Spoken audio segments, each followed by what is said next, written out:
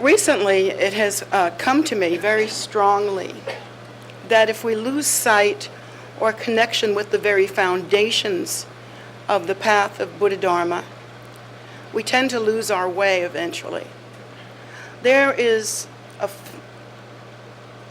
well-documented, well-preserved, and well brought down through time teachings that Lord Buddha gave that are very pristine, very concise, and they concern the first turning of the wheel of Dharma, meaning that this was what Lord Buddha taught during the time of his life. As the Dharma grew and spread, there were other developments within the Dharma. So all told, all throughout time, there are basically 3 levels of the Buddha Dharma. One is called the Theravadan point of view, which is the original teachings that Lord Buddha himself taught. And then there is the Mahayana point of view, which is the accomplishment of the original teachings and the addition of the idea of wisdom and compassion, primarily the idea of the Bodhisattva vow. And this was all taught by highly realized Buddhas and Bodhisattvas. And then there is Vajrayana, which is what we actually practice, which is has a lot of ritual to it. A lot depends on the inner rather than the outer display. It is powerful yet subtle. There is technology that goes with it.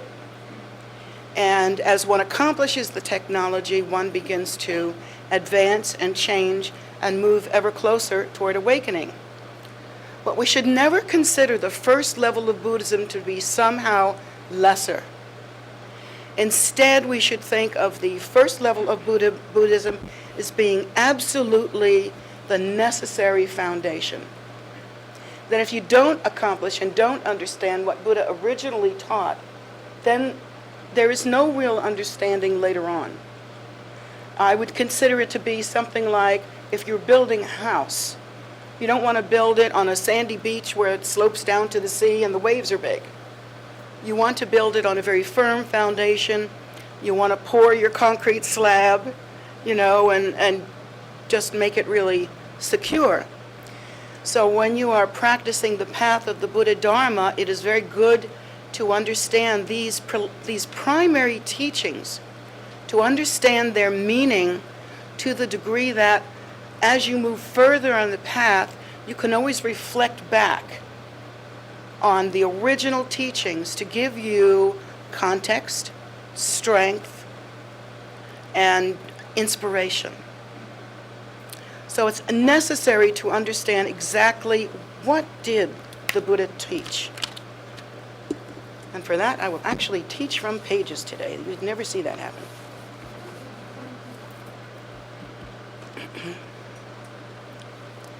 So the Buddha taught, first of all, when he turned the wheel, and that's an expression meaning gave the Dharma. You always see Dharma, a symbol of Dharma being like a wheel. It looks like a ship's steering thing. It looks an 8-spoked wheel. And that's a symbol for Dharma, and it symbolizes the 8-fold path. So whenever we talk about the Buddha teaching, we say turning the wheel. And that's just a symbolic way of saying teaching the 8-fold path. But when the Buddha first turned the wheel, he taught 4 noble truths. And I've gone over this many times before, and so many of you have heard this before, but it's worth not forgetting. This is what the Buddha taught. You can't argue with it. This is, the Buddha himself was considered peerless, fully awakened, fully developed, having experienced all of the content of samsara and nirvana. Having experienced all of that through his realization, he was able in his illumination, in his awakened state, to be able to take all that he saw and make it concise down into something very understandable and small in words but big in meaning. He first taught that in samsara, or in life, suffering is all pervasive, meaning that life is suffering. And he taught that concerning human life, even though we don't like to think of it that way, we prefer to think that we're happy and we keep ourselves afloat and we try to coax ourselves, into a happy mood. Still in all, if we look around, we see that wherever we look, there is suffering. The human suffering is old age, sickness, and death. And I've had experienced 2 out of 3. I don't know about you, but that I can think of, I know I've done the other one, but it's hard to remember. So we all know that this is true. Human beings suffer from old age, sickness, and death. You can try to think positively about it, but we all know when it gets down to it, when you're sick, you feel rotten. And if you're critically ill, it's so much worse. It's horrible to have your own body betray you. And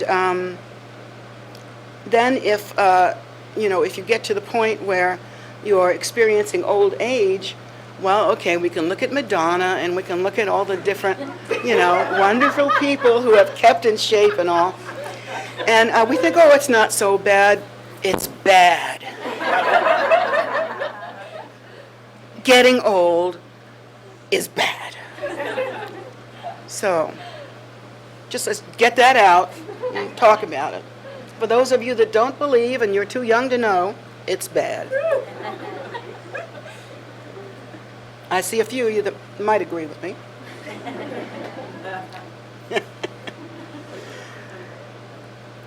Yeah.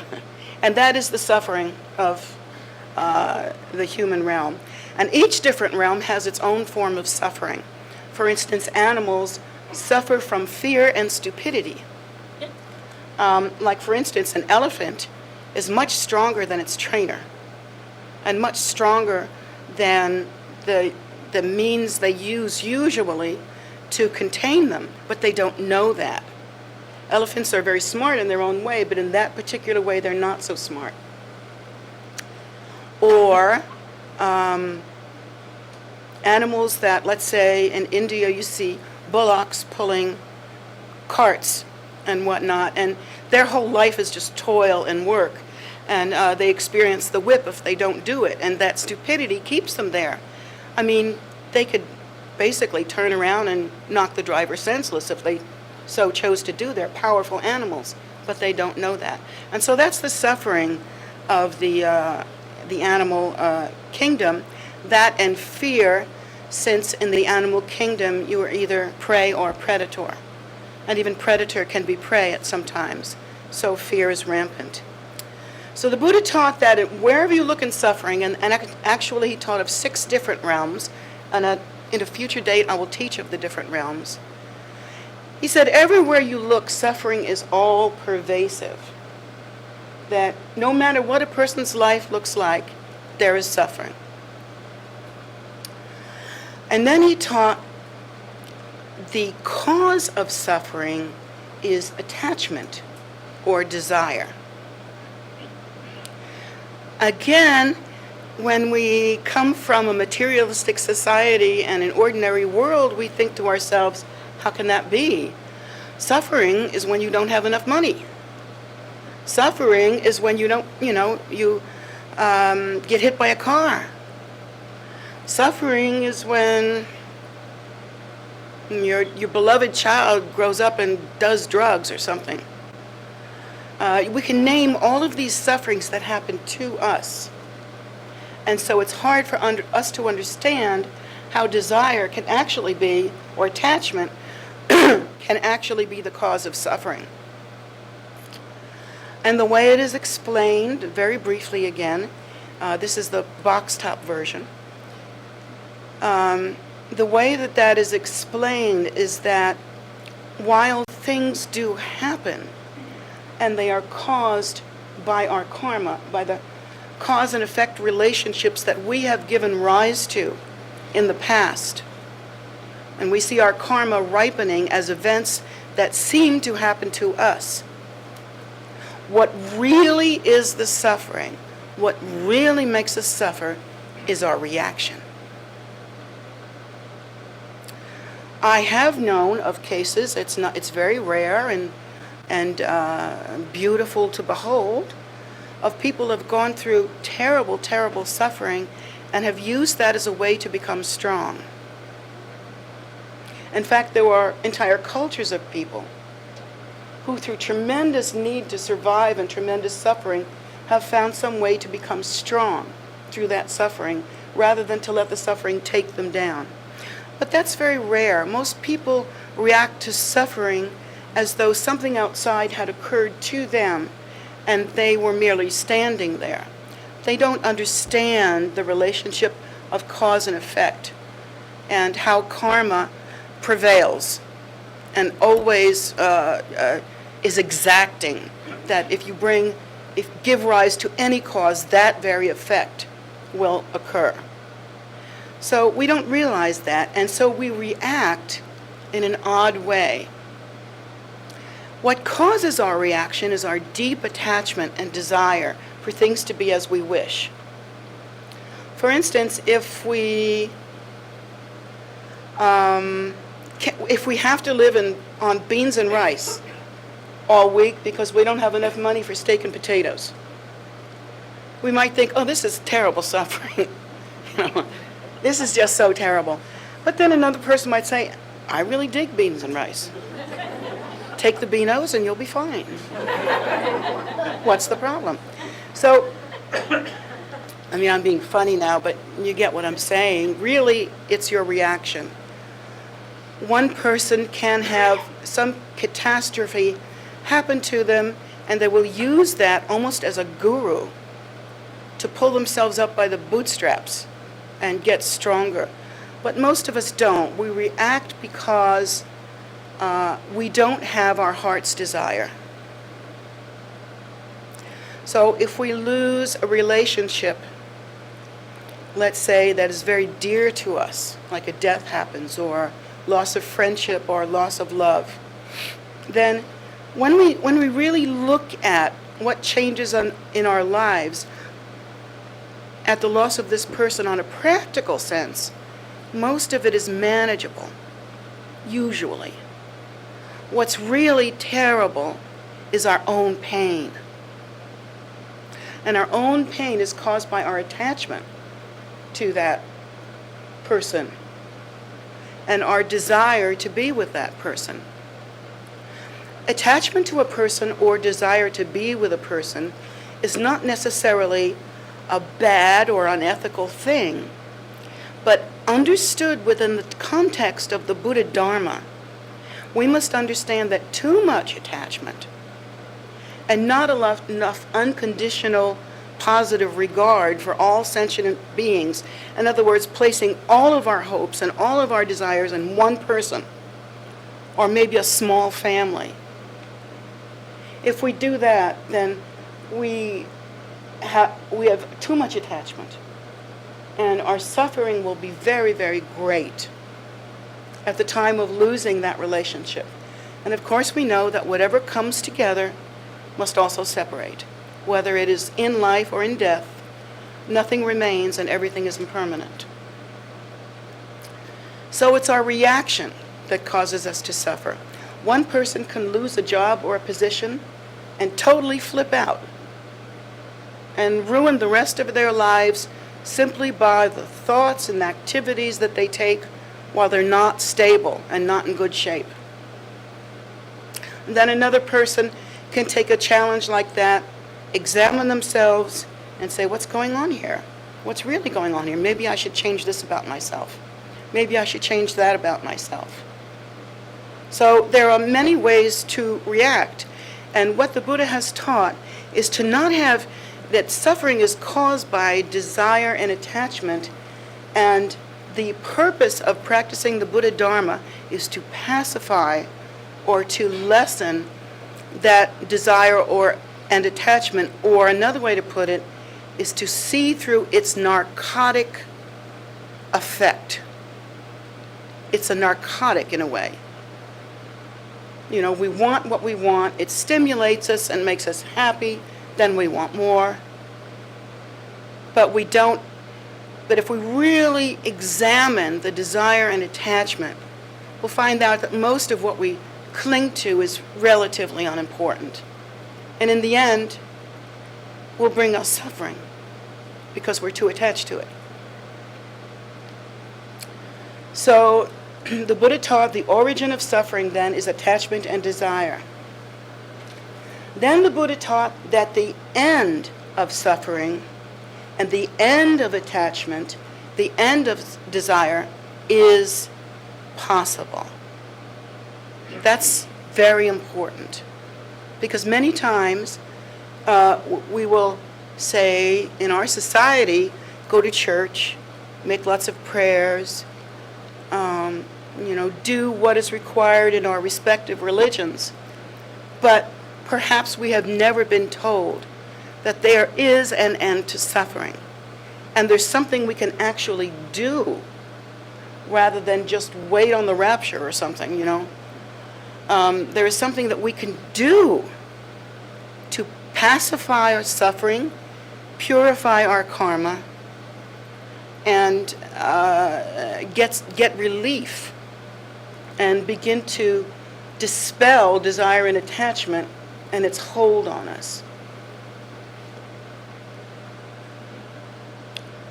And then the Buddha taught that the end to, or the cessation of suffering, is the Eightfold Path. And so here we are at the Eightfold Path. And the Buddha teaches that following the Eightfold Path, we will move towards nirvana. If we follow it diligently and accomplish it diligently, we will achieve nirvana. And we will pacify suffering. So, what is this magical Eightfold Path? Well, I'm going to list them off to you, and then we'll talk a little bit about them. And what I would like you to know is that while I am touching very quickly, sort of skimming the tops of the waves here, on my Thursday night class for new students, I'm going to go more into depth with all of this, because I feel like particularly the Four Noble Truths and the Eightfold Path, no matter where you go in Dharma, you must understand these. Without understanding these, there is just no result. Even if you're doing the highest levels of Vajrayana, you must understand these fundamental teachings.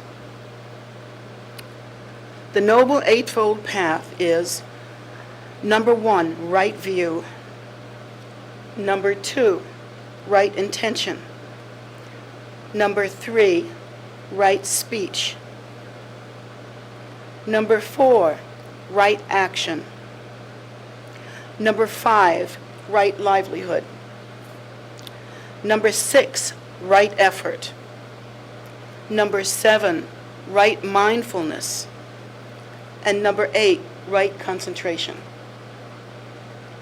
Sometimes if you look in a book, it has a slightly different word. It's just because the original language was translated slightly differently, but this is the right stuff. The Eightfold Path is basically divided into 3 different sections. But we should never think of the Eightfold Path as a sequential linear path. It isn't like first you do right view, and then you go for right intention, and then you go for number 3, right speech. It isn't like that. It must be considered like the petals of a lotus, in the sense that it's all one flower, and it opens up together. And it is it should be interdependent because it gives rise to an interdependent method, and it helps one to understand the many different factors of the path in a concise way. So the three divisions, if you will, or sections of the Noble Eightfold Path. The first is wisdom, the second is ethical conduct, and the third is mental development. And all of these must happen at the same time. So it is essential to understand all of the Eightfold Path and don't simply rely on one angle and think you've really got it okay. In the wisdom section is right view and right intention. In the ethical conduct section is right speech, right action, and right livelihood. In the mental development section, right effort, right mindfulness, and right concentration. Regarding wisdom,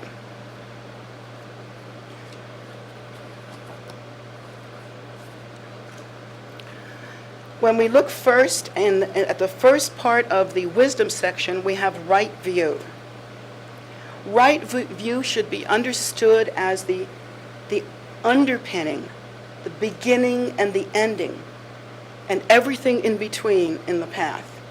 It is in some ways the essence, the essential nectar drop of the path.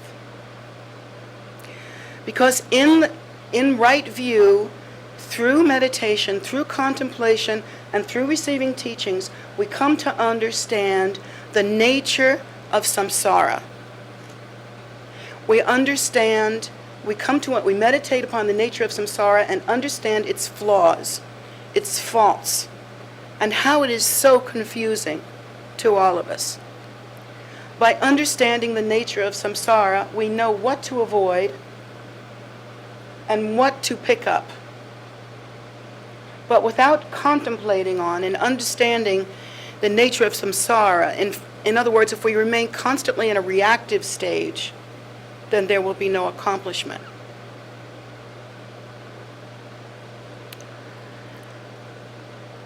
It means, here it's called the cognitive aspect of wisdom. We grasp what is impermanent, what is imperfect. We begin to contemplate and study the empty nature of phenomena. That phenomena is what it seems to be. Yet even now we know from the scientific world that it isn't what it seems to be. It seems to be this way, but we know that it isn't. We know that, for instance, in this surface, the nature of glass, the nature of wood, the nature of material, all of it is basically molecules with a bunch of space in them. And so while they appear solid, it's really energy, electromagnetic energy that binds molecules together. It is not the way it appears to be. We have the habit of seeing what we see. But when one is awake, phenomena is basically empty of self-nature. And subtle energies, the very display that is samsara, is understood in its nature. In order to attain right view, you don't have to be smart. Even though the people that are teaching it often use these wonderful big words, all pervasive this and foundational whatever. And you think, wow, this sounds like, you have to have a PhD to understand this. And it's not true. Correct view or right view isn't about smart. It's about wisdom. It's about experience through contemplation and meditation. Even if you don't have the big words, one can have a direct experience through contemplation. It begins with the understanding and having meditated on the four noble truths. I get lost in books. It begins with the insight that is brought to bear by the Four Noble Truths, in that we understand that all sentient beings are suffering. We begin through lessening desire, or realizing that the desire is the problem, to understand the nature of reaction and attachment. And we can understand the nature of phenomena and the truth that the Buddhas are prevailing, that the Buddhas and the Bodhisattvas are indeed omniscient and powerful, that they have brought us the path, and that they remain. In other words, it is the awareness and belief of the three precious jewels, Buddha, Dharma, and Sangha. So, right view, when practiced, we all have view. We have view right now. We are viewing each other. I'm viewing this lady's pretty necklace, and I'm viewing this, my daughter, and I'm viewing you, and we have it. So whatever we think in our mind when we're viewing, this is our view. Basically, this is it. So to practice right view, one trains the view. One trains that when you look at somebody, you don't say, I like them or I don't like them. You don't react with attachment or repulsion. The right view means that you train yourself to see differently what is. Right view, for instance, say, I am Caucasian, you are a black man. I look at you, if I say to myself, oh, I'm Caucasian, he's a black man, that's my view. That's what I'm seeing. And in the Buddha Dharma, it's not correct view. Not correct at all. Because we are to understand that within each of us, we are equal and we have the Buddha nature, and that view is so superficial, completely superficial, that when we look at someone else from another culture or another family or another planet, whatever, if we look at someone else and see only the differences, right view would be to correct that, would be to see the samenesses.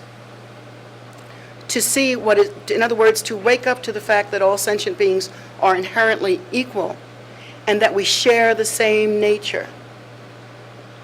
I may be one color and you may be another, but we share the same nature.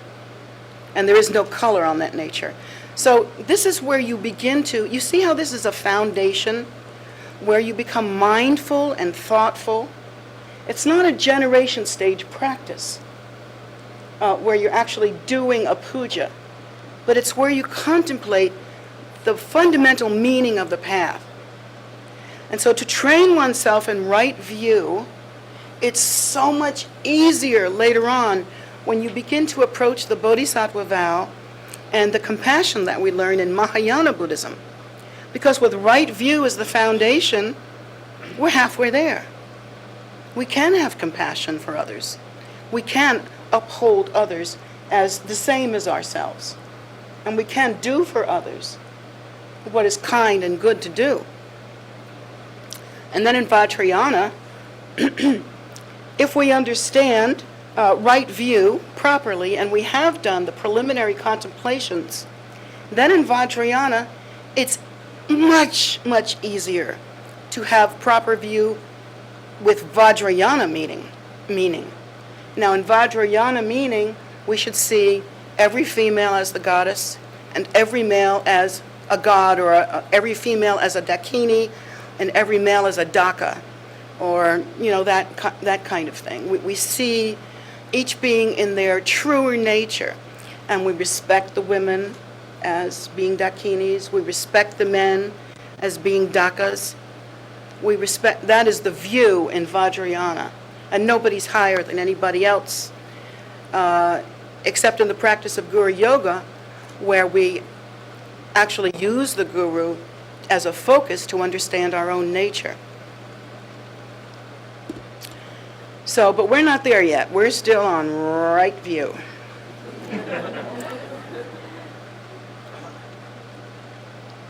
So it behooves us to contemplate the meaning of this, and how to approach viewing others, viewing your life, viewing your potential, viewing the world at large. This is mind training. This is where you train your mind. If you don't train your mind here, when you get to the higher levels of practice, you're wobbly. Too wobbly. unstable. You can practice real well for a while, but then you're gone. Then you practice well and gone. You must have this underlying stability, this understanding, in order to really practice the path well and keep flourishing on it. In the wisdom section, there is also right intention. All of us have intention, and intention refers to mental energy. We have intention now, but we're not really conscious of our intention. We don't think of it that way, other than when we say, I intend to go to the movies tonight. I intend to wear my new dress tomorrow. I intend to eat broccoli for dinner. You know, whatever. We have that kind of understanding. But what we don't understand is that intention goes with mind power. They are the same. And mind power, when it is expressed, has intention. Whether we like it or not, if we have mind, we have intention. So,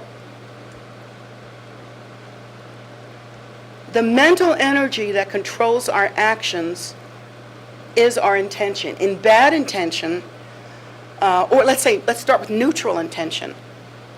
Maybe we have like a nihilistic point of view. We don't really think that life is cause and effect. We don't have any understanding of that. We're just kind of like, wherever life takes me there, I'm going to go there, It's cool. That's kind of neutral. And of course, with that kind of neutrality, life will take you anywhere it wants to. You have no control. You're like a donut on the ocean. You're just, you're going to take on water and sink.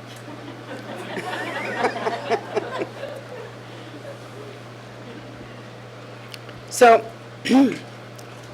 right intention is about formulating an appropriate intention. And it has to do with ethics. Ethics in the Buddha Dharma are foundational. They're absolutely foundational. Once we get into the higher practices, we neglect, I think, too much to talk about it. But right intention is absolutely important to cultivate. Otherwise, the mind is simply wild. It wants what it wants. It just does what it does, and there's nothing to think about. If we have bad intention, of course, that gives rise to great suffering. Like if we wish to be higher than everybody else, or we wish to be more powerful than everybody else, or we wish to be richer than everybody else, that's kind of a negative intention. I mean, it's okay to have wealth. It's okay if you have some power. It's okay if you're prettier or you're pretty. But to have that wish to be prettier or more powerful or more wealthy than everybody else, that's not good intention. And that will cause you to suffer because someone's always going to be prettier than you. Someone's always going to be richer than you. Someone's always going to be smarter. And so you'll suffer. It brings about suffering. So negative attention should not be tolerated. Not only does it bring about suffering for oneself, but it brings around suffering for sentient beings, because if we have poor ethics or we have bad intention, we tend to harm others as well as ourselves. So we are supposed to train ourselves with good intention. For instance, the intention of renunciation. To have the intention of renunciation, which is so important on the path, again, is foundational. What are we renouncing? Well, you could go and renounce things thing by thing. I renounce bottle tops. I renounce red drinks. I renounce fuzzy bits. So you could go from piece to piece and renounce things and get absolutely nowhere. And then get totally neurotic about it, but I want it. So that obviously is not the right approach. The intention of Renunciation actually refers to resistance to the pull of desire and attachment. You begin to practice that resistance. I promise you, when you just start to practice it, you won't be good at it if you have no experience with it. And so it takes time. And you have to examine desire. Now, you understand that desire is all pervasive. I'm not talking about what happens in people's bedrooms. I'm talking about all pervasive desire. Desire for everything that we want. And we want a lot. We want good days. We want good experiences. We want good friends. We want good times. That sort of thing. None of which are bad, but if you are addicted and attached to them, then you will suffer. And again, the Eightfold Path is about liberating from suffering. So it is the renunciation to the pull of desire and the poison of attachment. Right intention also is the intention of goodwill, meaning resistance to the feelings of anger and aversion. We all have that. I mean, it starts in the morning. God, who made this coffee? It tastes awful. You know. I'm having a really terrible hair day. I'm averse to my hair.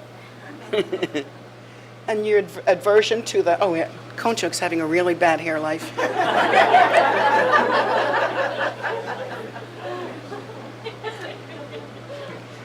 So we have this aversion, and then we just don't like things. We just, face turned down, kind of witchy, don't really like things, don't like people, don't care, just don't give a big hoot. I would call that wrong intention. And when people approach you, for instance, if someone were to say to you, I think it would be healthy for you to practice more compassion. Of course, our natural thing is to react with, shut up. React with anger, like, who are you? But that is the exact instinct we need to fight. That is the exact thing we need to fight. Now, if somebody comes up to you, even if they're somebody you may feel doesn't have that much compassion, and they give you the piece of advice, I think you should have more compassion. You cultivate patience and right intention. You think, well, it's good that person is talking about compassion. Even if they say it that way, even if it's a left-handed gift, still there's something there, and you can have some good intention, good attitude about it. So basically, you develop goodwill towards all sentient beings. You don't think that animals should be killed or harmed. You don't think that dogs should be put to death. You don't think that people should be at war. You don't think that suffering should occur. You don't think that poverty should exist. These are right intentions. These are right thoughts that can be cultivated even on a very personal level, while the path you're traveling is still very personal. So you think like that. You start to pacify anger and rage. So many of us have so much rage stored up. Some of it is from childhood, some of it is from the stress of everyday living. I mean, were we really meant to go 60 million miles an hour every day? That kind of stress, we hold rage inside.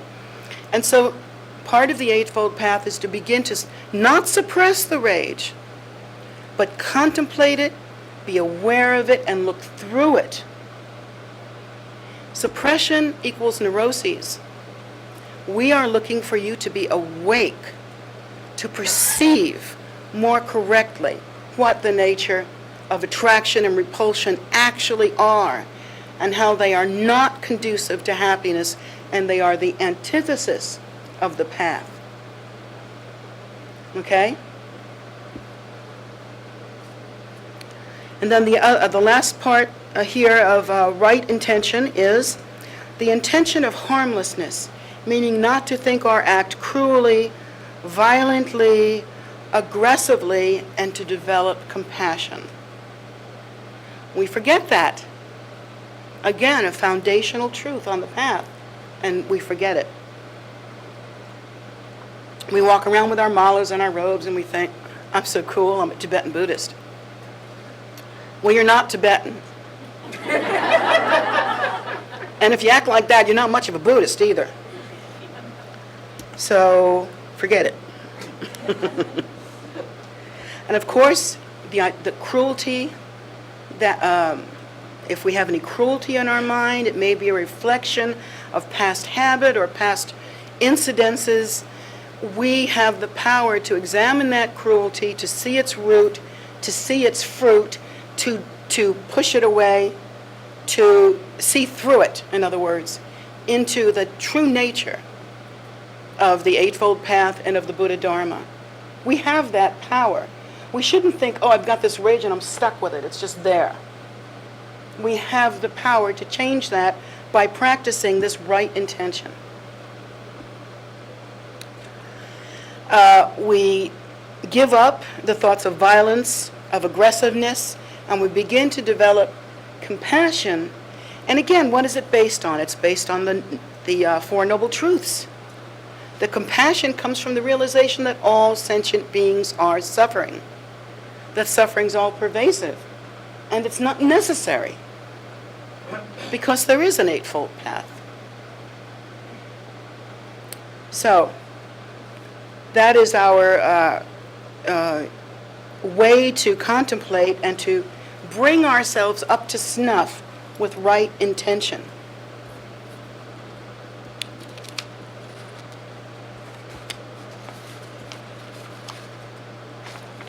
Okay. Now we are in the ethical conduct section. And here we have it. For the first one is right speech. Right speech is the first principle of ethical conduct in the Eightfold Path.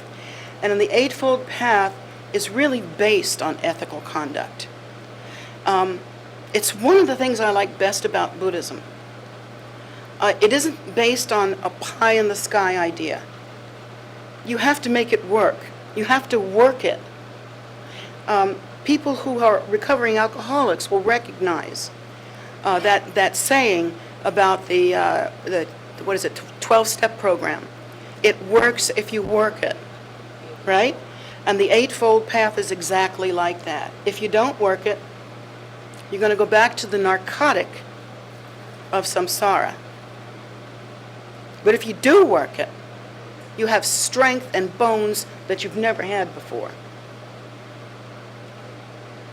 So there is a similarity, and I've often drawn that connection between the Eightfold Path and between the Buddha Dharma, actually, the way it's thought of, and the self-honesty that's required, and the 12-step program. And especially in that we're all addicts. We are addicted to our emotions. We are addicted to our delusions. We are addicted to our visions. We are addicted to our dreams. You know, we're all addicts, and we are just so drunk with the narcotic of samsara that it's hard to pay attention and see what is the root of all this. And so again, we are trying to become awake so that we can see all of that. And right speech is the first way to practice, or one of the guidelines to moral discipline of ethics. See. Okay, I'm going to read you this because I think it's good the way it's said. This aspect is not self-sufficient, however. Essential, though, because mental purification can only be achieved through the cultivation of ethical conduct. Again, when we're practicing, we think it's all up here somewhere. We don't realize that you have to do right to be right. Okay? And that is certainly true on the path of Buddha Dharma.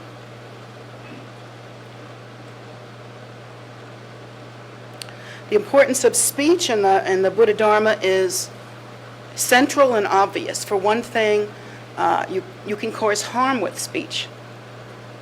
And you should never do that. So right speech would be speaking well, speaking nobly, speaking higher, and not speaking against anyone, or speaking harshly, or speaking cruelly, or gossiping. Gossiping is a terrible ethical non-virtue or perversion of Buddhist ethics. And I must say it's rampant in most religious communities and in ours too.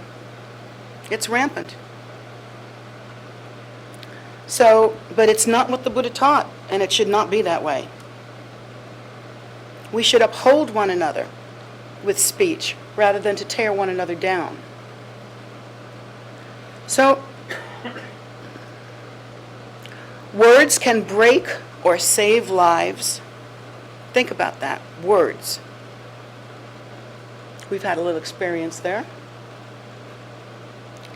Can make enemies or friends. See the two ways that speech can be used.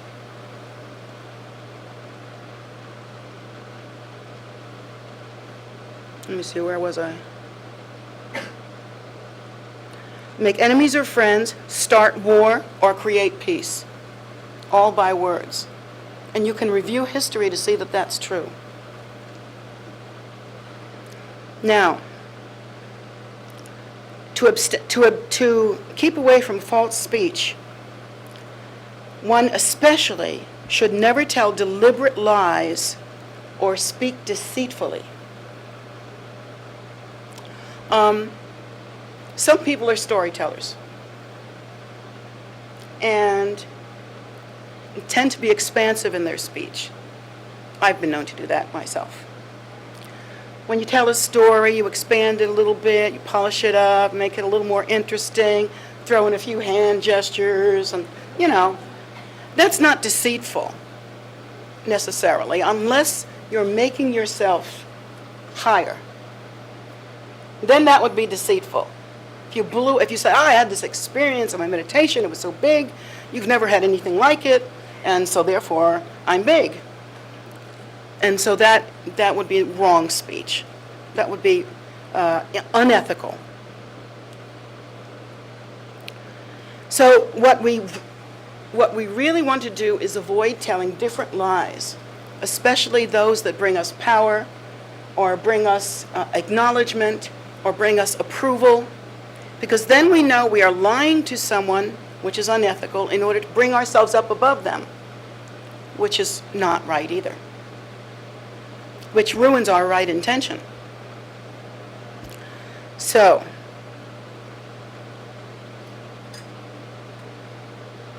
that would be called false speech, and it is to be avoided. We must also abstain from slanderous speech and should not use words maliciously against others. That's gossip. We do it all the time. We should be very, very careful with that, because one thing I've noticed about gossip and slander is that it comes right back to you, even in this very life. But if we develop the habit of slanderous speech lifetime after lifetime, what happiness can come from that? We will be born into lifetimes where no matter what we do, people will not think well of us. So of course we will be causing ourselves and others more suffering. To use words maliciously against others undermines the whole basis of the path, which is this right intention and this right view and this consideration of the truth of the Four Noble Truths. Four Noble Truths, yeah. So when we consider all of this together, we understand that malicious speech is not just a no-no, it's a killer. It's just a killer.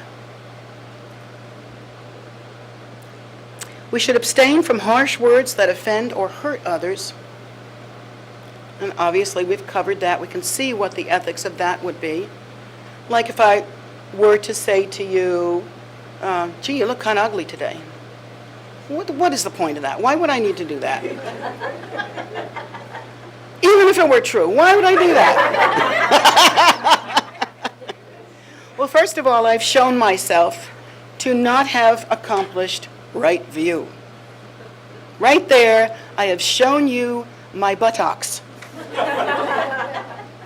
So, obviously, this is not the right way to go. We want to cultivate right intentions, so we want to keep away from unethical speech that hurts or offends others.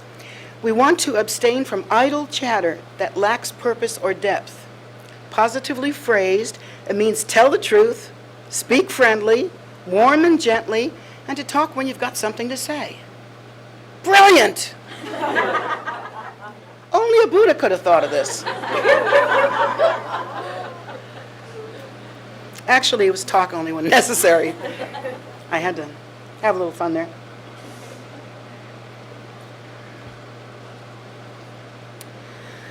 Okay, so in ethical conduct, the next one is right action. And right action involves your physical body. I have a flyaways in here.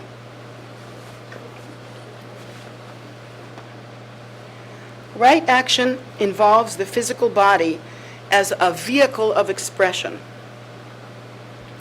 And it refers to deeds that we do with our body, our physical conduct.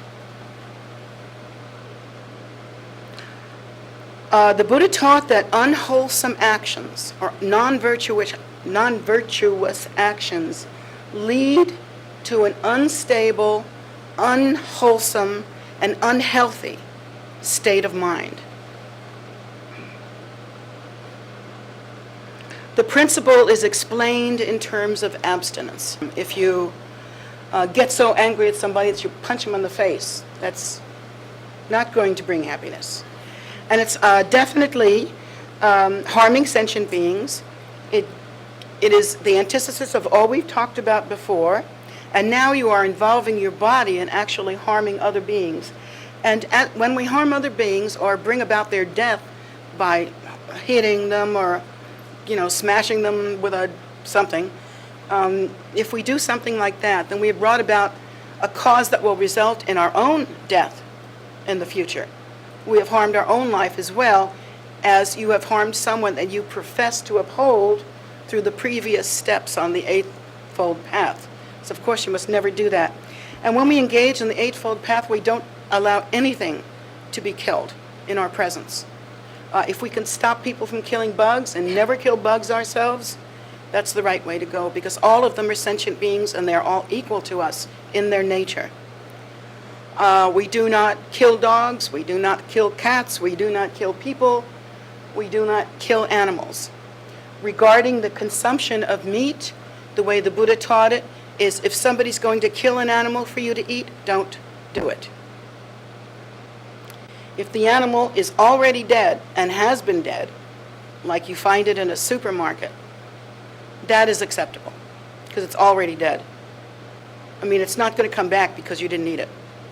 But if you can prevent the death, and that's the basis of it, if you can prevent the death by not accepting anything that has been killed for you, never getting involved in slaughter, or how they slaughter animals in a slaughterhouse, or raising animals for slaughter, for butchering, that would be wrong action.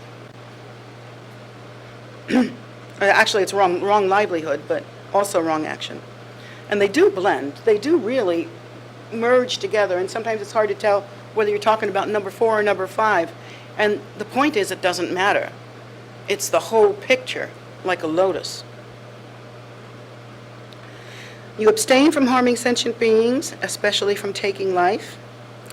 You abstain from taking what is not given, which includes stealing, robbery, fraud, deceitfulness, dishonesty, that kind of thing.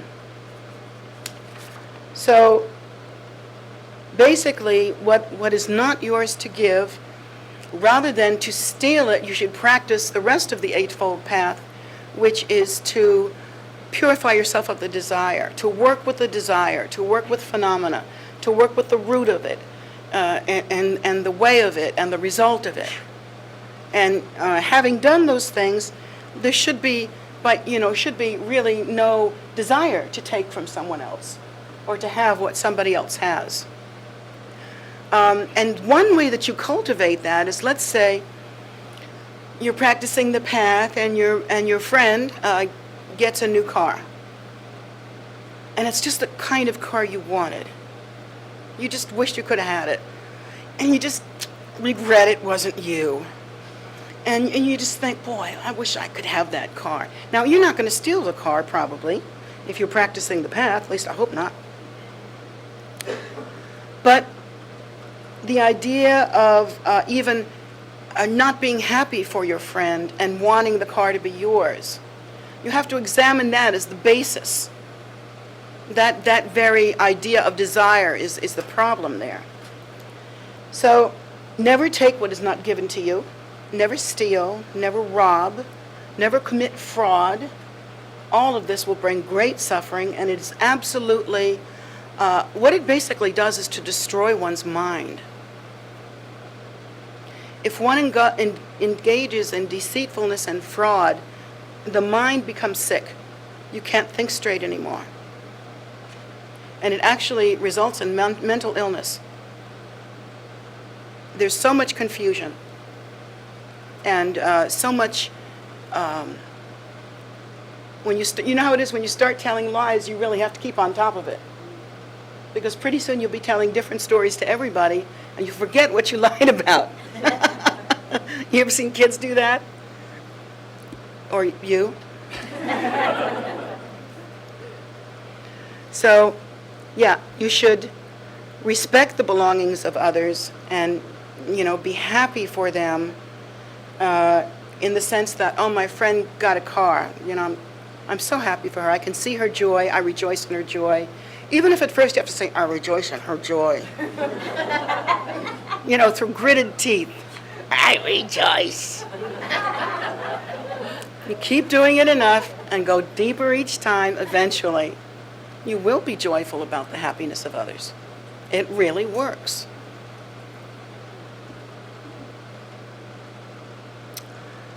Right action also has to do with one must abstain from sexual misconduct. Positively formulated, right action means to act kindly and compassionately, to be honest, to respect the belongings of others, to keep sexual relationships harmless to others. Doesn't mean you can't do it. We'll get back to this. Further details. All right, never mind. Okay, here we are. All right, regarding sexuality, it depends on your level of ordination. For a monk or a nun, any sexual activity is improper sexual activity because they have taken vows of celibacy. For householders, it's different. But still in all, one should never try to get with another person's spouse, or to get with someone that is an improper age, or to get with somebody that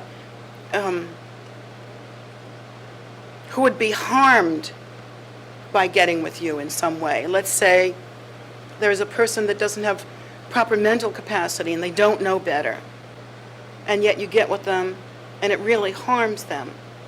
That would be absolutely wrong action.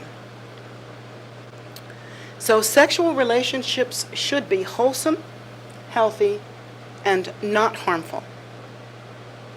You should never harm another with that. You will suffer. Oh boy. Let's see, where are we? Number 5, which is right livelihood. And then I think we'll stop, and on Thursday night we'll continue and maybe go back and relook at some of this. Okay. Right livelihood is still in the ethical conduct section. And it means that one should earn one's living in a righteous way, and that wealth should be gained legally and peacefully. It sounds pretty simple, but it's not so simple in today's world, because you really have to look at what you do. Well, let's say you own a liquor franchise. You might want to think about selling that out and going for tofuti or something. Because if you think about it, many people suffer due to what your product is. So maybe you're making lots of money in your liquor establishment, but then you see the poor people stumble back and forth on your street, and you just got to ask yourself, are you doing the right thing? And so upon contemplating right livelihood, one will come to understand that this is not correct. This is not a good way to make one's money. So sell the franchise and go into Dunkin' Donuts or something. They make a decent coffee. Or something even better, like something that benefits sentient beings, like a health food or, some other product.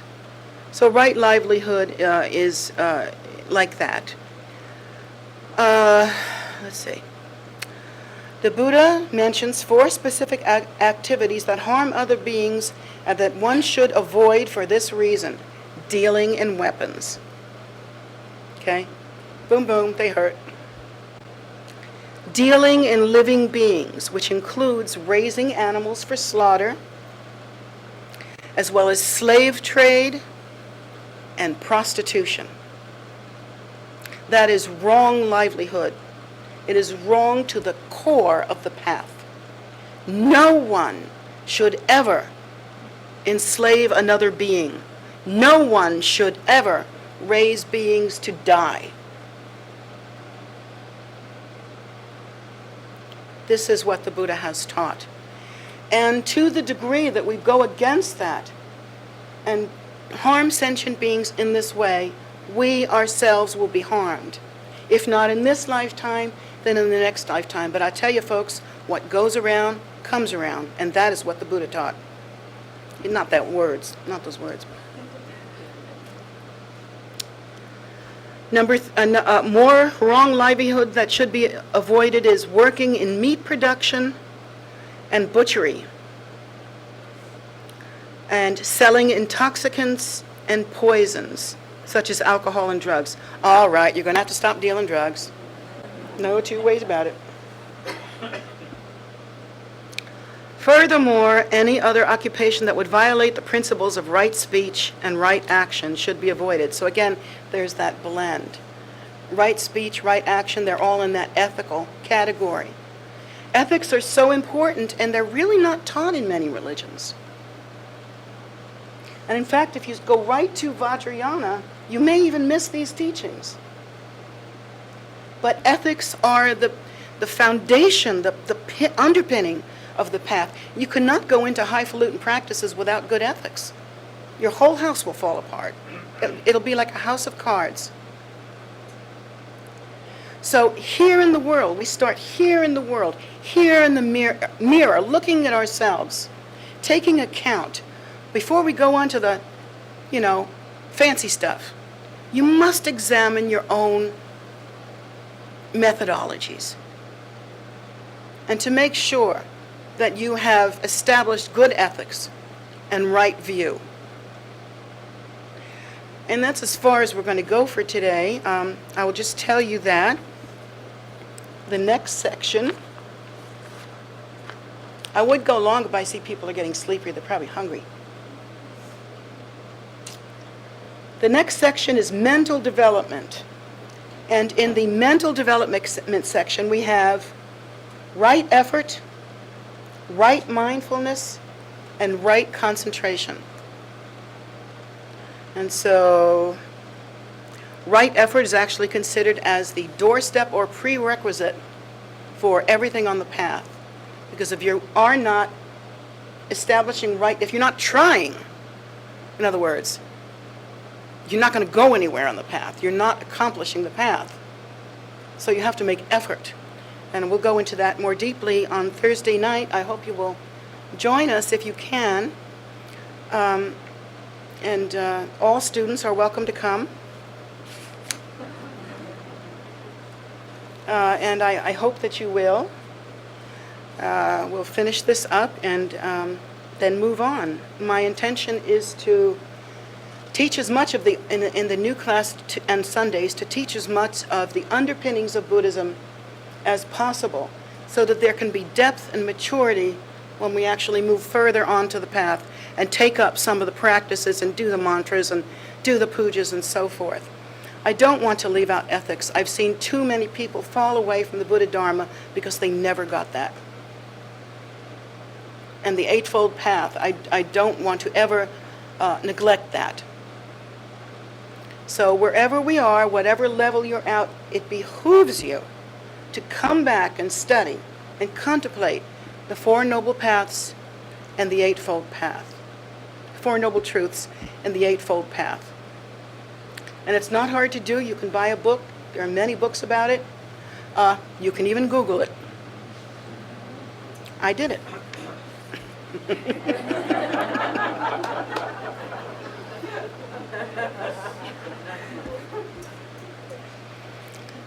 So it's not hard. There's no reason not to become ethical, not to become the noble being that you can be as you travel the path, and therefore in the future to really accomplish. And the path is not a stagnant thing, it's dynamic and it moves, and one must accomplish it. And so we have to move with it, or we've been left behind. So please consider this, and please study as much as you can some of the underpinnings of Buddhism. We'll go deeper into it on Thursday, and then we'll say our closing prayers.